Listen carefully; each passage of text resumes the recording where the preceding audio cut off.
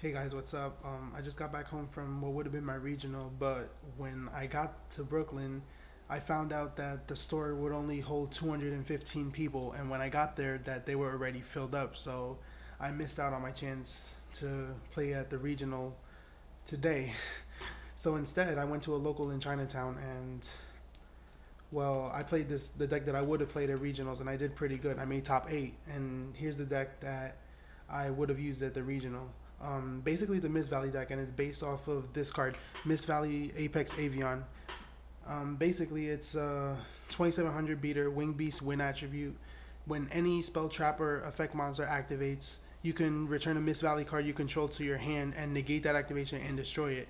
So you can see how the deck is going to work. I'm going to have Miss Valley cards on my field, and this thing is like your permission. Like you're just going to say no to whatever you don't like.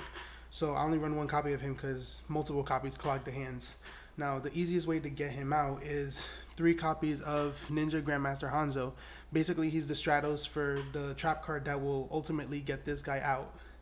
When he's normal summon, you can add a ninjutsu or trap card to your hand from your deck, and then when he's special summon, you can get a ninja monster except himself. So he's pretty versatile. 4-star dark attribute warrior, compatible with reinforcement of the army, etc. Now for the Miss Valley cards, 3 Miss Valley Falcon. It is pretty good.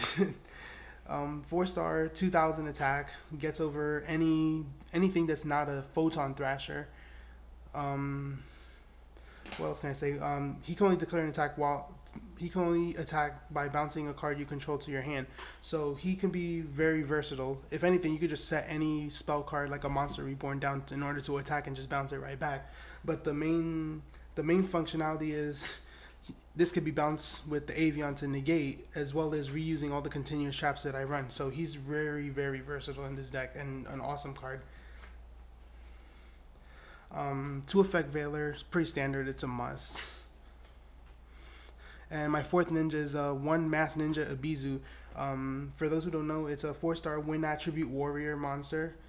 Once per turn, if I control a different ninja, which would be Hanzo, I can activate its effect and I can bounce your spell and trap cards equal to the number of ninjas I control. So usually I will have usually a common play would be I use Call the Horn on Hanzo, search out a Bizu, normal summon a Bizu, and then I have 2 ninjas on the field, and then I would bounce Trune 2 of your cards, and then I would go into like an Excalibur.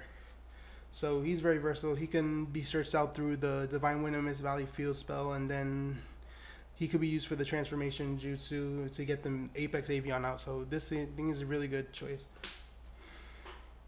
My other Wing Beast beater, come on, where's the light? Dark Simorg. Dark Simorg is a dark and win attribute monster. 2700, great top deck. If you draw it, you could just banish a dark and a win from your graveyard and just special summon it. And the good thing about it is when he's on the field, your opponent can't set any spell or trap cards or monsters on the field. So this is a really good control card. And depending on the situation, like if I don't have the setup for the Apex, I would just ninjutsu art into this if I have protection, and I will basically be free on my next turn except for an effect Veiler. 1 Gen X ally Birdman. He sets up really good plays with the Divine Wind of Miss Valley field spell, bouncing win cards like Abizu and Miss Valley Falcon and the ones I'm going to show you later. But also, let's say your Hanzo gets a Veiler, just bounce it back for Birdman. Birdman takes 1 for the team, and next turn I got a second chance at a Hanzo in my strategy. 1 Miss Valley Soldier. Miss Valley Soldier is a 4-star Wing Beast Tuner, win attribute, 1700 attack. Basically, if it attacks any monster and both of them survive, the defending monster goes back to its owner's hand. So great for taking out Zen mains. Great for taking out anything Zen mains related. Zen mains Gotchi, Mace Stroke, face down Snowman Eaters. They'll pop, but you return it to the hands, etc. It's a great thing, and it opens up more synchro options like for Scrap Dragon, Stardust, etc. Good card. Neospatian Grand Mole, and 1 Gale the Whirlwind. Well, in my testing, I realized that This deck has a lot of trouble getting over big beaters, mainly over 2700, which is where my deck caps at, 2700, not including the synchros. So the Grand Mole is great at taking out Exceed monsters, synchro monsters, making the opponent go minus, as well as taking out those big beaters and clearing away for my smaller beaters. Gale the Whirlwind does the same thing, except it's a 3-star tuner. You can also search it out through the Ninjutsu Art of Transformation. Once per turn, you should know what Gale does. Once per turn, you can permanently half the attack of one of your opponent's monsters, as well as synchro with it. One Mist Valley Thunderbird. This opens up crazy plays with the Birdman as well as with the Apex Avian. If Thunderbird's effect is if this card is returned to the hand from the field, it gets special summon. It's a mandatory effect, and it doesn't miss timing. So basically, this combined with the Apex Avian, you have like a infinite loop of negates. So Thunderbird would negate an effect that you don't like. You bring it back to the hand, and then Thunderbird activates special summons itself right back, and you can just keep doing it as much as you would like. The only downside to Thunderbird, it's a really weak monster. It's 1100. It's a Thunder type, not a Winged Beast type, which means you can't search it out through the transformation art. The only way to search it out is through the field spell. Those are all the monsters. There are 16 monsters, I believe. Yeah, 16 monsters. And for the spells, we have 3 Divine Wind of Mist Valley. Great field spell card. It has Mist Valley in his name. Very important. Like when you want to do a first turn play, and if you open this in Hanzo, it's a great first turn play, meaning you'll have 2 negates on your opponent's turn, first turn.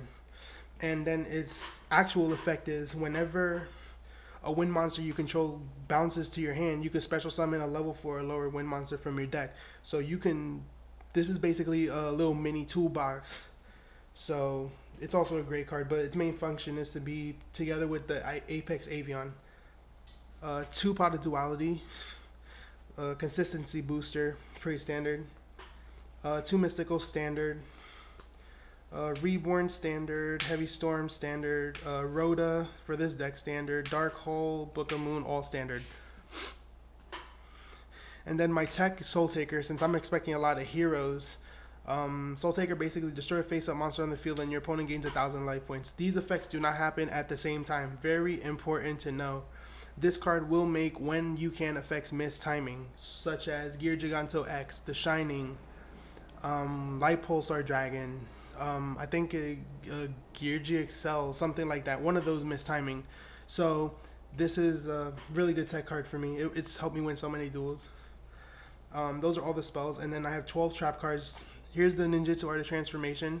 This is basically what Hanzo searches out when it's normal summon, and its effect is you tribute a ninja monster, add whatever level it is, +3, and that number you can special summon a beast, wing beast, or insect type monster from your deck or hand with that level or lower. So anything, if you tribute a Hanzo or a Bizu, you can go 7 or lower, any beast, wing beast, or insect. So this could open up great plays for your side deck. You can side deck cards like King Tiger Wanghu, for example. So this is great.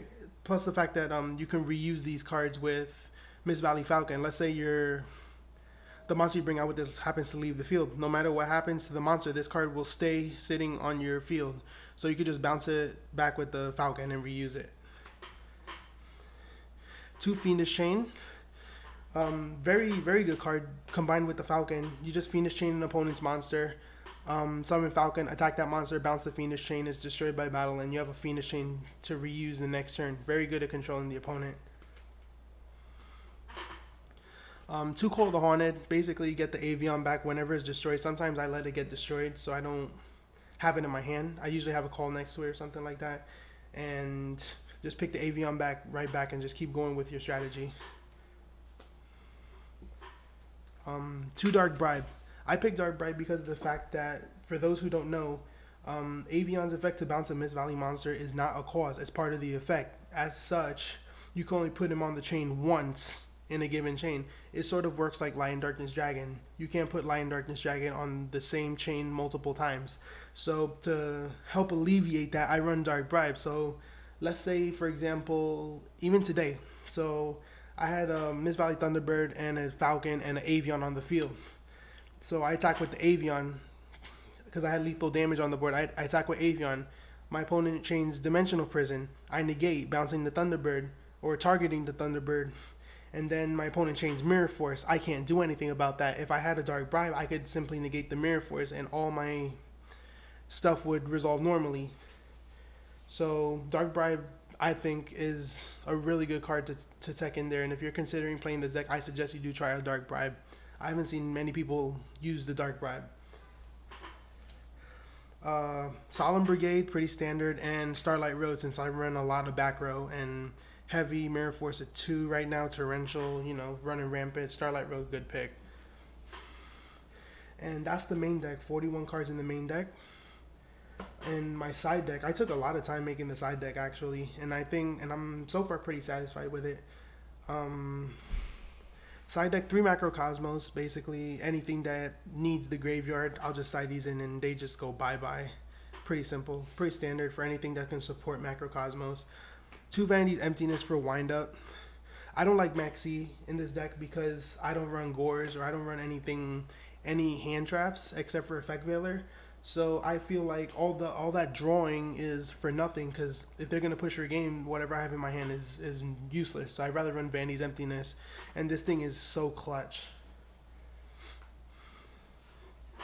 Next up, 2 Needle Sealing, also for windups. Basically, for those who don't know, Needle Sealing you can only activate it when you and your opponent both have a combined total of 4 monsters on the field, and it destroys all face-up monsters on the field. So when windups start to swarm, you whip out the Needle Sealing, just crush all the windups they have on the field, and their strategy is done for that turn. 2 Bottomless, pretty standard. Rabbit matchup. Pretty versatile card. Like many matchups, I side in the Bottomless. So whenever you feel appropriate, just side the Bottomless in. 2 Prohibition for those cards that need a key, that rely on a key card, sort of. For example, Heroes. Neil's Alias, Miracle Fusion, great cards to call. Super Polymerization. Sometimes I like to call Super Polymerization because I can't negate that with any card in my deck. But the primary go-to would be Neil's Alias. 3rd Mystical, 3rd Veiler, and then 2 Cyber Dragon for the Georgia matchup. Just summon Cyber Dragon, take their whole field away, go into Fortress Dragon, and just go ham on them. Pretty self-explanatory. And that's my side deck, and then my extra deck is just pretty standard. You have a Mace Stroke, a Heroic Champion Excalibur, since I can make it with any 2 ninjas. This thing is so clutch. Attack directly for 4,000. Will put a damper on anyone's day. Steel Swarm Roach, pretty standard. Utopia and his big brother. Levier, a Zemmains, a Leviathan Dragon, my Ghost Ship. Psych, nah, but Black Rose Dragon, Mist Valley Thunderlord. This thing is incredibly good and underrated if you're running a Mist Valley deck. His effect is once per turn, you can bounce a card and have him gain 500 attack until the end phase, and it's a spell speed 2 effect, which means that you can use it in the damage step. Let's say they attack you.